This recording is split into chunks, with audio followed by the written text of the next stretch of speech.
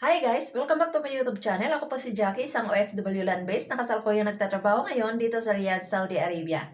Isang topic na naman ang isi-share ko sa inyo para makatulong ako at makakuha kayo ng idea, lalong-lalo na sa mga first time na gustong magtrabaho dito sa Middle East bilang isang kasambahay tulad ko. Ang topic na isi-share ko sa inyo for today's video ay tungkol sa aking experience sa aking pag-a-apply sa aking agency sa Pilipinas na Global Pro Manpower. Pagka-uwi ko ng Pilipinas, galing ako ng Bahrain, wala akong trabaho sa loob ng 9 months. At marami akong agency na in-applyan. Nag-try akong mag-apply sa Maris Agency at sa Kingsman Power. Papunta naman sana ako noon sa Hong Kong. Kaya lang nag-back out ako dahil matagal yung proseso at marami kaming mga aplikante na nag-a-apply. Halos lahat ng mga OFW na galing dito sa Middle East, nag-a-apply sila sa Kingsman Power at Maris dahil gusto nilang lumipat sa Hong Kong. Malaki kasi ang sahod sa Hong Kong. At konti lang yung nakakapasa sa interview dahil may mga pumupunta sa opisina galing sa Hong Kong, representative yun sila sa agency sa Hong Kong. So nag-i-interview sila, ini-interview nila yung mga aplikante kung paano mag-alaga ng bata, kung paano mag-alaga ng mga matatanda. Marami ang mga tanong nila. Ini-interview nila ang bawat aplikante na nag-a-apply sa agency na yon. Nag-back out ako doon dahil matagal yung proseso at sa Maris, nagpasa lang ako ng video. Nagbayad ako ng 40 pesos, tapos binidyuhan ako ni sir, ini-interview niya ako tapos sinasagot ko naman siya tapos naka-video yon. Ipapasa nila yon or ipo-forward nila yon sa counterpart nila na agency sa Hong Kong. So matagal ang pag-process ng mga papeles kaya naisipan kong mag-back out. Nakita ko yung Global Pro na agency sa Facebook at nag-message ako, nag-reply naman yung secretary ng agency at tinuruan niya ako kung paano ang pagpunta sa opisina ng Global Pro. So, madali lang siyang puntahan. Nag-bus lang ako at bumaba ako sa UN. Tapos, naglakad ako papuntang Mabini. Doon sa Mabini, yung street na yon, may makita ka na blue na building. Yun ang Global Pro na agency. Pagdating ko sa Global Pro na agency, inasikaso naman ako or inassist ako na secretary. Pinakita ko sa kanya yung mga valid ID ko at pinapotocopy niya yun. Tapos, in-interview niya ako tungkol sa previous ko na trabaho. Kinabukasan, nag-medical agad ako. Ang nakasulat kasi sa referral na binigay nila sa akin, binigay ng sekretary sa akin, full medical ka agad. So, kailangan kong mag-fasting. Sa gabi pa lang, 11 p.m., kumain na ako. After ng 12 midnight, hindi na ako kumain hanggang sa makuhanan ako ng dugo. So, pumunta na ako ng clinic kinabukasan. Madaling araw ako umalis sa Cavite dahil malayo. Kailangan kong magising ng maaga para makarating ako ng maaga sa clinic. So, hindi ako malate dahil kailangan kong makuhanan ng dugo. So, kapag na-overfasting ka kasi, hindi ka na nila kukuhanan ng dugo. So, dapat maaga ka talagang makarating sa clinic kapag full medical. Nag-medical ako sa medicines. So, ang unang-una nilang ginawa is kinuhanan ako ng dugo.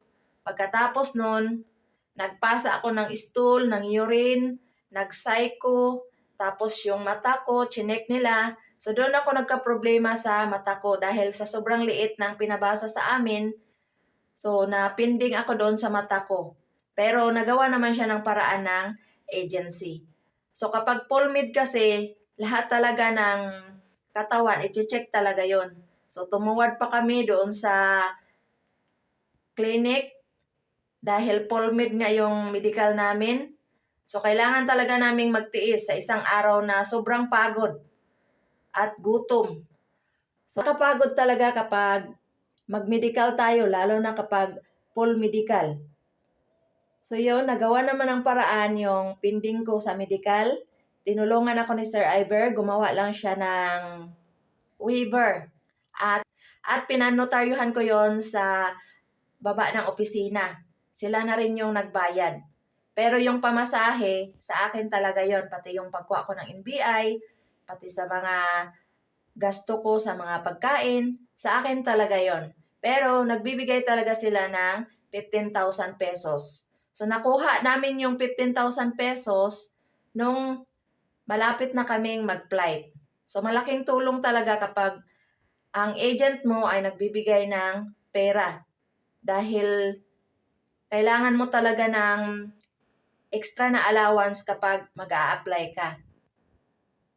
Malaking tulong talaga sa ating mga aplikante kapag nabigyan tayo ng pera na galing sa agent. Magagamit natin yon sa pamasahe, sa pang-allowance natin sa pagkain. Kasi pag isa tayong aplikante, mahirap talaga kapag lumuwas tayo ng Maynila, tapos minsan kinakapos pa tayo sa pamasahe, sa pagkain. Kaya mas maganda talaga kung makapag-apply tayo sa agency na nagbibigay sila ng allowance. Malaking tulong sa atin yon. Isa yon sa dahilan kung bakit ako nagka-interest na mag-apply sa Global Pro. Nung maging okay na yung aking medical, sinabihan na ako ng staff ng Medisense na pwede na akong magpabaksin. Pumunta na ako sa Bito Cruz. Doon kasi ang clinic kung saan ako magpapabaksin. Sa tapat lang siya ng Lasal. Tapos kung magpabaksin, kumuha naman ako ng NBI at InfoSheet. Sa NBI, natagalan ako kasi na-hit ako sa NBI. Sinabi ng staff ng NBI na balikan ko na lang. Nagbigay sila ng date kung kailan ako babalik. So, ang ginawa ko, kumuha na lang din ako ng InfoSheet. Sa InfoSheet, mabilis akong nakakuha. Mga ilang oras lang, nakuha ko na yung InfoSheet ko. Ex-abroad kasi ako, kaya hindi ko na kailangan mag-OWA at mag-TESDA. InfoSheet na lang yung kinuha ko. Natagalan lang talaga ako sa pag-biometric at sa pagkuha ko ng NBI. Kasi na-hit nga ako sa NBI at sa biometric naman, 3 beses akong pabalik-balik. Nung una, na-late ako, nagpunta ako sa opisina, nagsabi ako kay ma'am na kung pwede akong humabol sa pag-biometric. Ang sabi niya, hindi na raw kasi nag-close na yung opisina kung saan ako mag-biometric. Late kasi nila akong in-inform. In-inform nila ako mga 10 o'clock na ng umaga. Cavite pa ako galing. Tapos, mag-biometric ako sa Maynila. So, hindi ko na maabutan yung biometric. Dahil 1 o'clock yata yung schedule ko no na ma-biometric ako. Tapos, na-inform ako ng secretary ng agency 10 o'clock ng umaga. So, hindi na ako nakahabol sa biometric. Buti na lang, nagbigay ng 200 pesos yung secretary ng agency. Kasi nag-report pa rin ako sa opisina kahit late na ako. Nag-try pa rin ako na makaabot sa biometric kasi sayang din yung pagkakataon na yun. Kung sana na-inform niya lang ako ng mas maaga, hindi sana ako malate sa pagbabiometric ko. So, nag-report ako sa opisina at nagsabi ako sa secretary ng agency na, ma'am, nasayang yung pamasahe ko. Or sir, nasayang yung pamasahe ko. Dahil hindi ako natuloy mag-biometric, na late kasi ako. So sabi ni ma'am sa taas, sa 3rd floor, na hindi na ako makapag-biometric dahil sarado na yung opisina. Late kasi ako na nakarating sa opisina. Traffic kasi. Cavite pa ako galing, tapos sa Maynila ako magba-biometric. So hindi talaga kinaya ng oras. Pero nag-try pa rin ako na pumunta ng opisina. Buti na lang, nagbigay siya sa akin ng 200 pesos para sa pamasahe. Kasi sabi ko, nasayang yung pera ko sa pamasahe at hindi ako nakapag-biometric. Hindi ako natuloy sa biometric dahil late nga ako. So yun, nagbigay ang secretary ng agency ng 200 pesos sa akin para sa pamasahe. Pangalawang beses na schedule ko sa pagbabiometric sana, wala naman yung pangalan namin sa computer. So, bumalik kami sa opisina at ibinalik din namin yung pambayad sa biometric. Nasayang lang yung pera namin doon. Dahil yung bag namin, may bayad siya pag iniwan mo doon sa tagabantay. May tagabantay kasi doon sa building na yun. So, kapag nag-iwan ka ng gamit, may babayaran kang 40 pesos. Depende kung ilan ang bit-bit mo, kung ilan ang bag na dala mo, kung may mga envelope kang dala-dala, kailangan mong magbayad. So, nasayang lang yung pera namin doon dahil nakapagbayad kami at hindi kami nakapag-biometric. Ang ginawa namin, bumalik na lang kami ulit sa agency. Nasayang lang yung pera namin na binayad namin sa pag-iwan namin sa mga gamit namin. Kasi kahit cellphone mo, kailangan mo din siyang iwan. Hindi pwede na mag-biometric ka na may cellphone ka, may bag ka, or may envelope kang dala-dala. Kailangan, wala ka talagang cellphone na dadalhin at yung bag mo iiwan mo dun sa baba. So, kailangan mo ring magbayad. So, nung time na yon hindi kami natuloy mag-biometric. Siguro more than 5 kami mga aplikante no na mag-biometric sana. Kaya lang hindi natuloy dahil wala yung pangalan namin sa computer. So, bumalik na lang kami ulit sa opisina at ibinalik na lang namin yung pambayad namin sana sa biometric. Tapos, ang pinakahuli naming pag-biometric na natuloy na talaga siya sa Magallanes. So, nagsabi na ako sa secretary ng agency na kung may schedule ako sa pag-biometric, i-inform mo ako gabi pa lang. I-message niya ako sa WhatsApp dahil sa WhatsApp kami nagbi-message. Kung may kailangan akong requirements na kailangan kong kuhanin at ipasa sa agency, kailangan i-inform niya ako gabi pa lang. So, sinabihan ko na yung secretary ng agency. So, sa Magallanes, natuloy na yung pagbabiometric ko. Pero may problema din ako doon ng konti dahil yung daliri ko, nung nilagay ko na siya sa machine, hindi siya makita yung guhit ng daliri ko.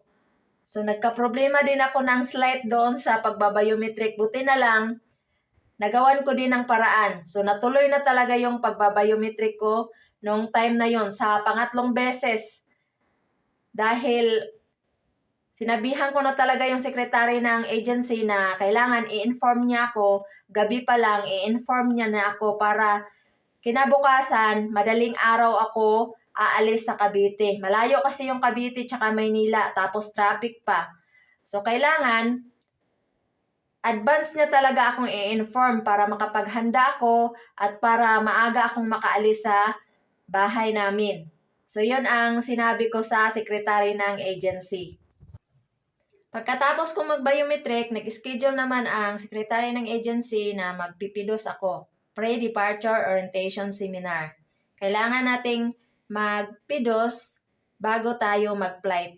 Sa pidos, i-explain doon kung ano yung mga dapat nating dalhin, yung kailangan nating malaman sa lugar na pupuntahan natin, yung mga bawal at hindi bawal na gagawin natin kapag nandito na tayo sa ibang bansa para magtrabaho. So, first time kong ma-experience yung pagpipidos namin na ganun ang pagka-explain or pag-discuss ng instructor ng pidos or staff ng agency na nagpipidos sa amin. Kakaiba yung pidos na na-experience ko. So, may in-upload ako na video about sa pagpipidos namin. Realidad talaga siya ng isang OFW. Sa pidos, marami ang kasamahan ko na umiyak dahil naglabas ng sama ng loob dahil sa mga experience din niya habang nagpo-proseso siya ng kanyang mga papeles. So, may kasama kami doon na umiyak talaga siya, naglabas talaga siya ng sama ng loob at sinabihan naman siya ng staff ng agency na, sige, hayaan mo ate, ilabas mo lang talaga yung sama ng loob mo. Kaya umiyak talaga siya at kami din, naintindihan din namin yung kasamahan namin na aplikante. Dahil sa mga experience niya nga na hindi niya maiwasan, nagka-problema siya sa kanyang pamilya at kung kailan na malapit na siyang makapag-flight, doon pa niya nalaman. So, masakit din sa kanya yung nangyari na hindi niya inaasahan at naawa din kami sa kasama namin na yon. So, marami ang mga kasamahan namin na naiyak nung time na yon. Nag-iyakan sa loob ng pidos na room. Hindi namin naiwasan na maawa doon sa kasamahan namin kaya naintindihan namin yung sitwasyon niya. Sa ilang beses kong pabalik-balik sa abroad, ilang beses na rin ako maka-experience na magpidos.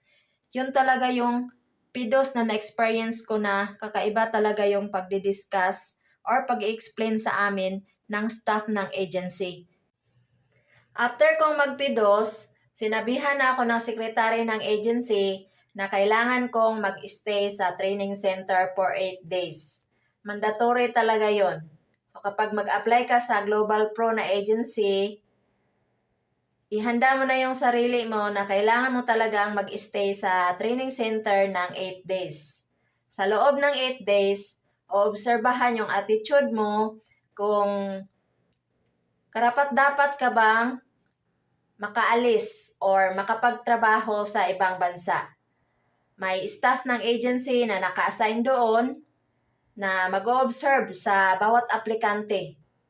So sa training center, schedule din kami sa pagluluto, sa paglilinis, at kapag may mga requirements kaming kailangang kukunin or ipasa sa agency, magpapaalam lang kami sa staff ng agency na nakabantay doon sa training center. Maliit lang siya na bahay tapos marami kami mga aplikante na nagsisiksikan doon sa training center na yon. Mahirapan sa paglalaba dahil maliit lang yung space at yung tubig din, limit lang din yung tubig. So, ganun talaga ang ma-experience natin kapag tumira tayo sa accommodation or sa training center. So, tiniis ko yon sa loob ng 5 araw. 5 araw lang akong nag-stay sa training center dahil na-book na kami ng plane ticket. So, kailangan na naming lumabas ng training center at pupunta kami doon sa bahay ng agent namin. Kukunin namin doon yung aming pera na ibibigay ng agent sa amin na 15,000 pesos. So, sinurpresa kami ng staff ng agency na magpa-flight na kami ng date na sinabi nila. So, hindi pa kami tapos mag-briefing at kailangan ko pang umuwi ng Cavite para mag-prepare ng aking mga gamit. So, nung time na yon, 2 kami na pumunta ng accommodation sa Las Piñas para puntahan namin yung aming agent. Kukunin namin doon yung pera. So, gumawa pa kami ng video doon para magpasalamat kami sa agent na natanggap na namin yung pera. So, natagalan din na makuha ko yung pera ko. Inabot na ako ng 12:00 ng gabi. So, napuyat ako nung gabi na yon, pero umuwi pa rin ako sa Cavite dahil kailangan kong mag-prepare ng aking mga gamit. So, yung kasama ko, doon na lang siya nag-stay sa accommodation dahil taga-probinsya siya at sa accommodation na lang siya mag-aantay ng flight. Stay out kasi ako. So, nag-stay lang ako sa training center dahil kailangan naming i-comply yung requirements na yon. So, 5 days lang akong nag-stay sa training center. Tapos sa training center, marami kaming mga aplikante na nagsisiksikan doon. So, marami din kaming na-experience na mga hirap din sa loob ng training center. Pahirapan sa paglalaba dahil marami nga kaming mga aplikante. So, mahirap sa paglalaba dahil maliit lang yung space at yung tubig, kailangan din naming mag-budget ng tubig. Yung bahay kasi na yon, Hindi naman kasi yon accommodation, training center. So kapag may magte-training sa TESDA at saka may mag-OOWA, kailangan naming bumangon. Kung halimbawa, nagpapahinga kami, nakahiga kami. Kapag may magte-TESDA or mag-OOWA, kailangan naming bumangon kasi yung bahay na yon, training center yon, hindi yon accommodation. So, yun yung na-experience namin doon. Marami pa talaga kaming na-experience na mga hirap. Pero tiniis namin yon dahil may pangarap kami na makapag-flight kami at makapagtrabaho kami dito sa ibang bansa.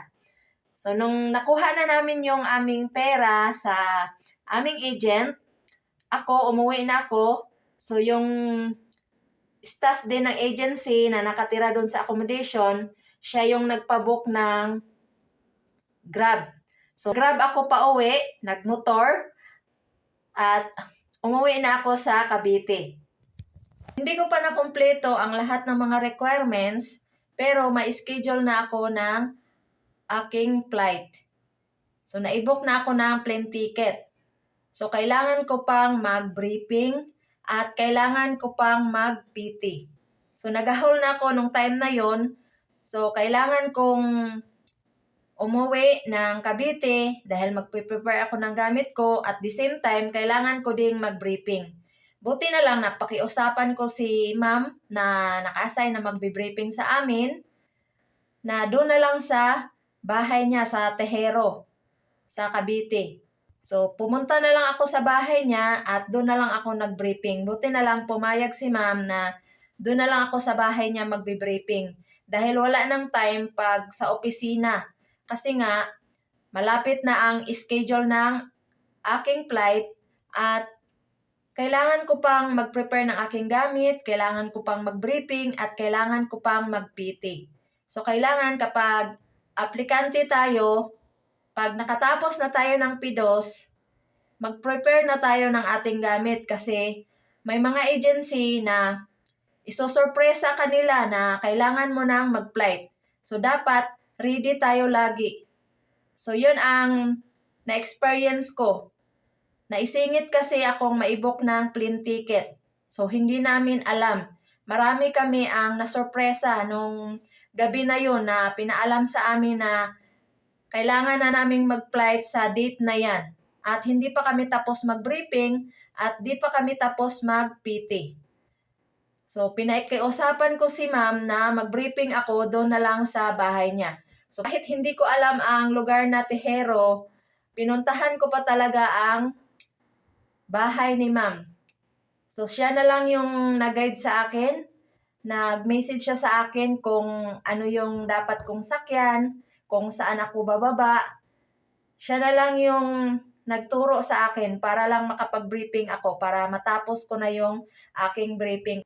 Hindi lang kasi isang beses kami magbe-briefing, marami. 3 beses kami dapat na mag-briefing bago kami makapag-flight at kailangan naming mag-PT.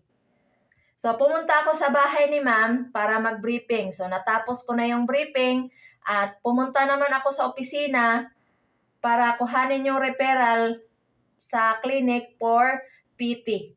So, may mga kasamahan din ako. Kasama ko rin sila sa pagpa-flight. Sabay-sabay kami na mag-PT. Nung nag-briefing ako, ang tinanong sa akin ni ma'am, yung aking passport number. So, kailangan kong i-memorize yung aking passport number, yung name ko, yung middle name, surname, date issued, at date expired ng aking passport.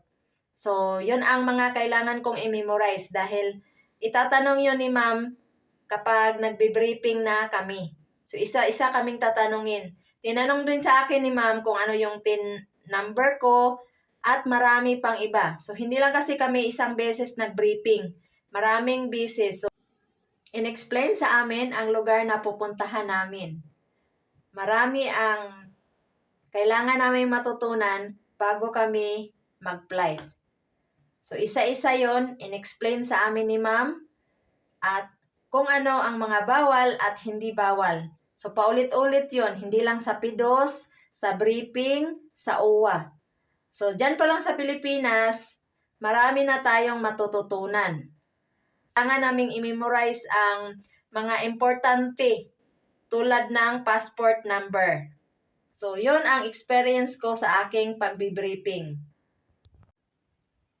Pagkatapos kong mag-briefing, nag-PT naman ako. So, binigyan ako ng referral ng staff ng agency para makapag-PT ako sa clinic. Yung mga kasamahan ko din, may mga referral na din sila at nagkita na lang kami doon sa clinic. At may isa kaming kasamahan na hindi nakapag-PT nung araw na yun. Dahil na-surpresa din kasi siya. Hindi siya na-inform ng mas maaga na kailangan na din niyang mag-PT dahil may schedule na rin siya na magpa-flight siya. Kaya yun, hindi siya nakapunta doon sa clinic. So, ginawa na lang ng paraan ng agency para sabay-sabay din kaming makapag-flight. So, kailangan talaga sa aplikante na mag-PT bago mag-flight. Nung nasa Kuwait ako, may nakasama ako sa agency na umuwi siya ng Pilipinas. Hindi niya natapos yung 2 years na kontrata. Ilang buwan lang siyang nagtrabaho sa amo niya dahil nabuntis siya. Pinauwi si kabayan ng kanyang amo, ibinalik siya sa agency. So yung agency ang nag-book ng plane ticket sa kanya para makauwi siya ng Pilipinas. Required talaga ng mga aplikante na mag-PT bago mag-flight para malaman kung ang isang aplikante ay buntis ba. So yon ang na-experience ko nung nasa Kuwait pa ako nagtrabaho at ang experience ko sa aking pag-PT. Pagkatapos kong mag-briefing, mag-PT at makomply ang lahat ng mga requirements at natapos na rin ako mag-impake ng aking mga gamit na kailangan kong dalhin sa aking pagpa-flight, pumunta na ako sa accommodation sa Las Piñas. Isang gabi akong natulog sa accommodation sa Las Piñas. Yung mga kasamahan ko na magpa-flight, nauna na sila na pumunta doon sa accommodation. Bali, nagkanya-kanya kami. Kasi ako, umuwi pa ako ng Cavite at nag-prepare pa ako ng aking mga gamit. Doon kami nagkita ng mga kasamahan ko na magpa-flight sa accommodation sa Las Piñas. Instruction kasi yon ng staff ng agency na ang lahat ng magpa-flight magkikita-kita doon sa accommodation sa Las Piñas para sabay-sabay kaming ihatid sa airport. Nung nasa airport na kami, maaga kaming nakapag-check-in ng aming luggage dahil maaga din kaming hinatid ng staff ng agency at ang driver ng agency na Global Pro doon sa airport. So maaga kaming natapos mag-check-in ng aming luggage at may kasamahan pa ako na hindi niya alam kung ano yung hitsura ng OEC at saka e-travel. So tinulungan ko siya dahil naawa ko sa kanya, tinulungan ko siya na maibigay sa staff ng airlines yung OEC at saka e-travel. So yan ang experience ko nung nasa airport na kami. At naubusan pa ako ng allowance nung nasa airport na ako. Maaga kasi kami hinatid sa airport. Kaya ang ginawa ng mga kasamahan ko, nilibre nila ako ng siopaw. Doon naman sa airport. Bago kami pumunta sa waiting area, kumain muna kami. So nilibre ako ng kasamahan ko. Dahil wala na akong pera pambili ng pagkain doon sa loob ng airport. Buti na lang naawa yung mga kasamahan ko sa akin, binilhan nila ako ng siopaw. So, yun ang experience ko sa loob ng airport. Yun lang guys, ang experience ko sa aking pag-a-apply sa Global Pro na agency at ang aking mga experience sa pagpaprocess ko ng aking mga papeles, sa aking pagbibriefing, sa aking pag-PT, at sa pag-comply ko sa lahat ng mga requirements, sa aking pagpipidos, at sa aking pagbabiometric at medical. October 31, 2023, ang araw ng aming flight papunta dito sa Riyadh, Saudi Arabia. Pagdating namin dito sa Riyadh, sinundo kami ng staff ng agency dito sa Riyadh. So, ang agency ko dito sa Riyadh, Darmatog. So, sinundo kami ng staff ng agency sa airport. Tiningnan yung picture na ipinasa sa kanila ng staff ng agency sa Pilipinas. Dahil nung nasa airport kami ng Pilipinas, pinasuot kami ng t-shirt, uniform namin, at pinicturan kami tapos isinend sa counterpart nila na agency dito sa Riyadh, yung Dermatog na agency. Yun ang tiningnan ng staff ng Dermatog na agency nung sinundo na kami sa airport. So pagkasundo sa amin, pinicturan kami ulit at dinala na kami sa agency.